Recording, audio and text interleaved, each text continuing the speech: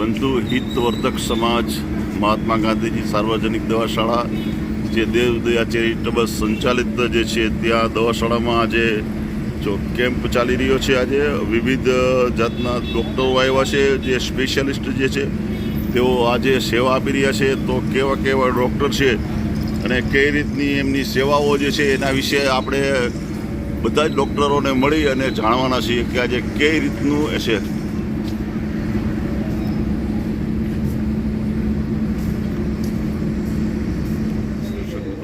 આજે બંધુ સમાજની અંદરમાં રમણીકભાઈ મહેતાના જે યાદમાં જે કેમ્પ રાખવામાં આવ્યો છે જે આપ જોઈ શકો છો.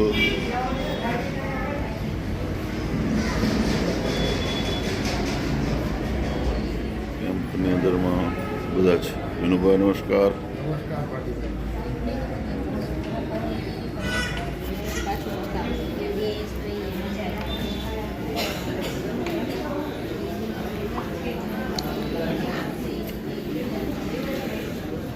શું છે જો અહીંયા બધા કેસ કાઢે છે. ક્યાં ડૉક્ટર સાહેબ છે? ડૉક્ટર સાહેબ ક્યાં છે અંદર?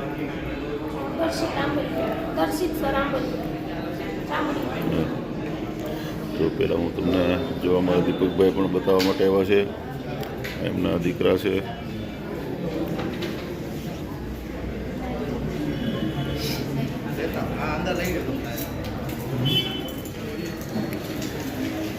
જોવા અમારા રાહુલભાઈ છે, મેઇન કરતા તમારા રાહુલભાઈ છે. એટલે આજે આખું કયા કયા ડૉક્ટર છે અને કોણ છે એના વિશે આપણે ધવલભાઈ આજે કયા કયા ડૉક્ટર છે એના વિશે જરા કહેશો?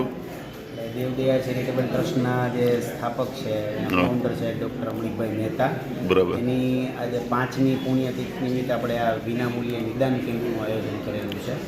અને આ કેમ્પમાં ઓર્થોપેડિક સર્જન છે, સ્કિનના ડૉક્ટર છે, કાનના ગળાના ડૉક્ટર છે, પછી ન્યુરો સાયકિયાટ્રિક ડૉક્ટર છે, ડાયાબિટીસના ડૉક્ટર છે, ન્યુરો સર્જન ડૉક્ટર છે, મગજ અને કરોડરજ્જુની તકલીફ હોય એવી અલગ અલગ 6 ફેકલ્ટી. અને સાથે આજે એક ઓડિયોગ્રામની પણ સુવિધા અમે વિનામૂલ્યે રાખી છે. અને સાંભળવાની તકલીફ હોય તો એનો ઓડિયોગ્રામ પણ આપણે વિનામૂલ્યે થઈ શકે.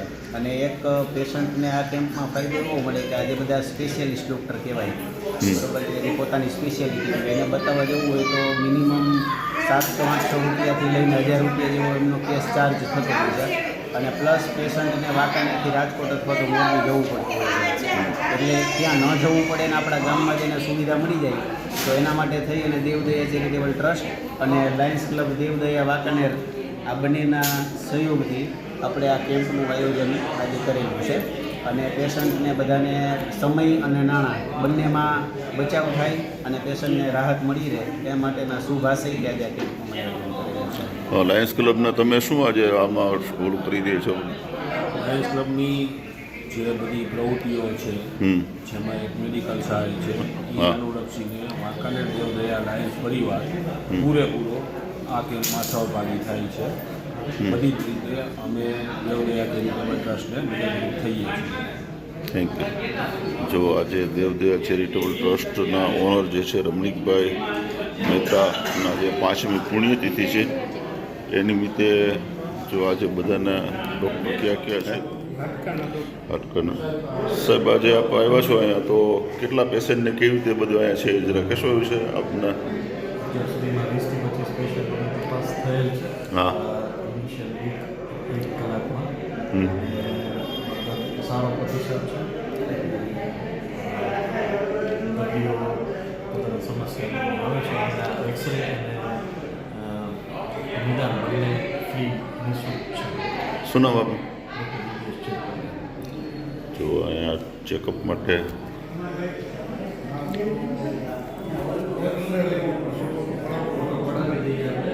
જોઈ લઈએ.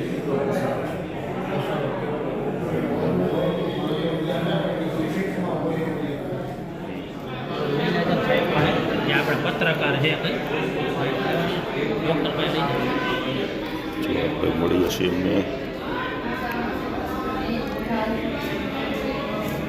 રેગ્યુલર તમે કરશો ને તો જ તમારું વધશે.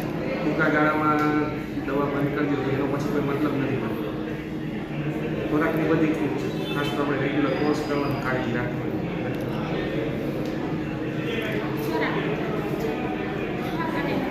એટલે પતાવી દે. હા ઓકે, અત્યારે આપણે એટલું કરીએ, ચાલુ કરો દવા. ફેરફાર કેવો છે આપણે જોઈને સાહેબ, આજના કાર્યક્રમ વિશે જરા કહેશો 2 શબ્દ? દેવદયા ટ્રસ્ટ અને લાયન્સ ક્લબના જે આયોજન કર્યું છે તેમાં ઘણા બધા દર્દીઓને લાભ થશે. વાંકાનેરમાં ખાસ સ્પેશિયાલિસ્ટની ઘણી વખત જરૂર હોય છે અને લોકોને દૂર સુધી જવું પડતું હોય, તો એ બાબતે જે આયોજન કર્યું છે એનાથી વાંકાનેરની પબ્લિકને કદાચ ઘણો બધો લાભ થશે. શું નામ આપનું? ડૉક્ટર દર્શિત આંબલિયા, એમડીસી, રાજકોટથી આવું છું. જો આ બતાવો છે કેમ છે ભાઈ ભક્તિ? તો એ બતાવવા માટે બધા જ વેઇટિંગમાં બધા બેઠા છે. જરાક તમને હું બતાવું છું, કારણ કે સ્પેશિયલિસ્ટ બધા જો રાજકોટથી આવેલા બધા સ્પેશિયલિસ્ટ જે છે એમને બધાને બતાવવાના છે. ચામડીમાં 1 થી 22 માં કોઈ બાકી નથી ને હવે. ચામડીમાં 23 નંબર, ચામડીમાં 24 નંબર. પછી તમારે ફૂસફૂસ કરવાનું બે નોસ્ટ્રલમાં એવી રીતે કરવાનું છે. પછી તમે ક્યારે સ્ટીમ લેવો છો? ઘણીવાર આપું છું બેને નહીં તો સ્ટીમ અત્યારે બંધ કરી દેજો. સ્ટીમ નહીં લેતા. આ જો છે ને સ્પ્રે 2 ટાઈમ કરવા નાખવાના અને ટેબ્લેટ છે એક જ ટાઈમ લેવાની રાખવાની. એટલે આનું થઈ જાય ને પછી ને તકલીફ હોય તો પછી શું હા, મને બતાવવાનું બતાવવાનું છે. કેમ કે આ જેટલી દવા લઈશ ને એટલી વાર જ સારું રહે, પાછું એની જેને થઈ જાય. સમજી ગઈ મેં. પહેલે તમે એકવાર આ કોર્સ કરીને પછી મને બતાવો. પહેલા આ જ સ્પ્રે ચાલુ રહેતા? ના, બીજો હશે. આમાં બેન એ લખી દીધો એ જ હતો ને પછી ઓલા સાહેબે લખી દીધો એ બે મેં બધું કરી ચૂકા છે. એને એલર્જી છે. એલર્જી ના એવી રીતે હોય કે લોંગ ટર્મ માટે આપણે દવા લેવાની. બરાબર.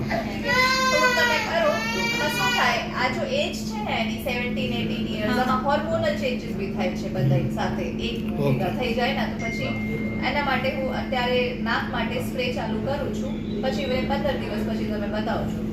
ટ્યુઝડે ફ્રાઈડે હું આવું. જી. પછી 18 યર્સ પછી ને આમાં એવું છે, એના જો થોડુંક પડદા છે ને નાકના ત્રાસા જે છે એટલું બધું નથી. એલર્જી હોય ને હવે તમે આમાં ઓપરેશન કરો તો આમાં એલર્જીના કોમ્પોનન્ટ હોય ને આમાં ફેર નહીં પડે ઓપરેશન પછી. એમ એવું નહીં કે ઓપરેશન થઈ ગયા તો ઓપરેશન તમે કરી શકો નાકના પડદા માટે, પછી આમાં સક્સેસફુલ રેટ નથી કે તમારો એલર્જી ટ્રીટ થઈ જાય. આમાં એલર્જીના ટ્રીટમેન્ટ નથી. એલર્જી તો આપણે દવા તો લેવાની જ નથી. આનાથી કઈ પ્રોબ્લેમ નથી ને, ઓપરેશન ન કરાવી દેવી. ઓપરેશન આગળ આપણે જતા જો એકવાર 18 યર્સમાં થઈ જશે ને પછી આપણે જો કે નાકના પડદા ત્રાસુ રહેશે તો આપણે ઓપરેશન કરી શકીએ. એલર્જી માટે અત્યારે દવા ચાલુ રાખો. Okay, thank you. આનો એક્સરે હા એક્સરે ફોનમાં છે અને વધારે છે. મોઢાવાળા એટલા બધા નથી. પછી નાકમાં તો છે જ, એને તો ઓપરેશન કરવું પડશે. સમજી ગયા? હા, ઓપરેશન જ કરવું પડશે એના માટે. ઓકે, ગ્રેડ 4 એડિનોઇડ્સ છે. અત્યારે એને શરદી છે અને કોઈ દવા ચાલુ છે શરદી માટે? કોઈ નહીં. તો હું ના અત્યારે દવા ચાલુ કરું છું. એની એજ શું છે? 12.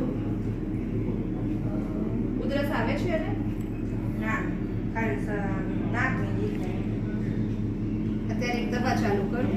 પછી 12 છે ને એજ એક સ્પ્રે છે. આ સ્પ્રે ચાલુ રાખજો.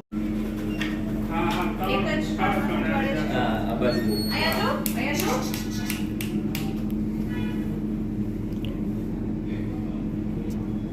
આમાં તો બેલ છે. આમાં કેટલા વર્ષના છે? 1 વર્ષનો છે. આમાં કાંઈ નથી. એક જ કાન ખંજવાળે છે? હા. એક ટીપા આપું છું. એક ટીપા લઈ દેજો, નાખી દેજો કાનમાં. એક જ કાનમાં નાખવાના.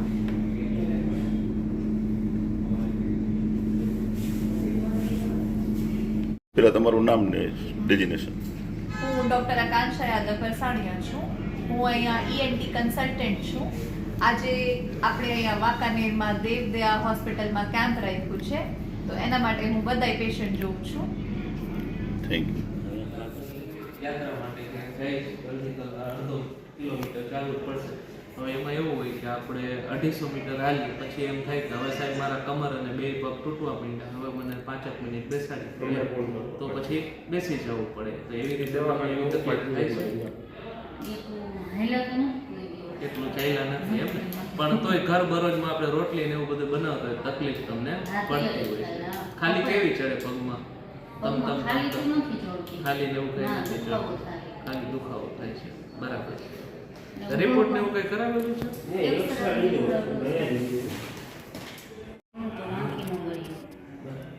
અને 2-3 દિવસથી એનો સતત દુખાવો થાય છે. નકર તો આખો દિવસ કાંઈ ન દુખાવો થાય. જો એક્સરેમાં એટલી કોઈ તકલીફ દેખાતી નથી. એક્સરેમાં આપને ખાલી શું દેખાય કે હાડકામાં કોઈ ફ્રેક્ચર નથી થયું, કે હાડકા કંઈ સ્લીપ નથી થયા, કે હાડકાનો કંઈ માવો ઓછો નથી થતો, એ વસ્તુ દેખાય. સ્વાભાવિક છે. તમારી ઉંમર કેટલી થઈ અત્યારે? 40 વર્ષ. હાડકાનો માવો એટલો ખરાબ થયો હોય નહીં. બરાબર છે. તો અત્યારે હું દવા આપીને આપું છું, 20 દિવસની દવા આપું. જો 20 દિવસમાં તમને ફરક ન પડે તો 20 દિવસ પછી મારી પાસે આવજો. બીજો ચોથો શનિવાર આવતો હોઉં છું, તો પછી હું એમ કહીશ કે રાજકોટ આવીને એકવાર આપણે મોટો ફોટો પડાવીએ. પણ અત્યારે આપણે મેડિસિન આપું છું. મેડિસિનનો રેગ્યુલર કોર્સ કરો, અને ખાસ આપણે કાળજી એ રાખવાની કે નીચે પલાઠીવાળી નહીં બેસવાનું, આગળ પાછળ નહીં ઝૂકવાનું, વજનવાળી વસ્તુ નહીં ઉપાડવાની. આ બધી વસ્તુનું ધ્યાન રાખવું. વજન એટલે જે આપણે ઘરકામ કરતા હોય 2-5 કિલો હોય તો એ ચાલે, પણ એનાથી વધારે વજન પછી ઉપાડવાનો નહીં. અને નીચે પોસિબલ હોય તો પલોઠી વાળીને બેસવાનું ટાળો. અને કોઈ પણ ઊભા કામ કરતા હોય, બેસતા હોય તો ત્યારે કમરનો પટ્ટો એમને પહેરાવો છે. કમરનો પટ્ટો કરે, કમરનો પટ્ટો ગમે તે તમને મળતો હોય તમારે લઈ લેવાનો, અને કમરનો પટ્ટો પહેરીને આગળ કામ કરવું. બરાબર. અત્યારે દવા આપું છું, દવાથી સારું ન થાય તો પછી હું એમ કહીશ કે એકવાર MRI કરાવવો જોઈએ.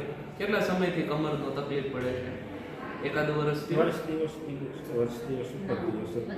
વધારે 3-4 વર્ષથી તકલીફ પડે છે, તો પછી હું એમ કહીશ કે દવાથી સારું ન થાય તો પછી એકવાર MRI આપણે કરાવીને જુઓ.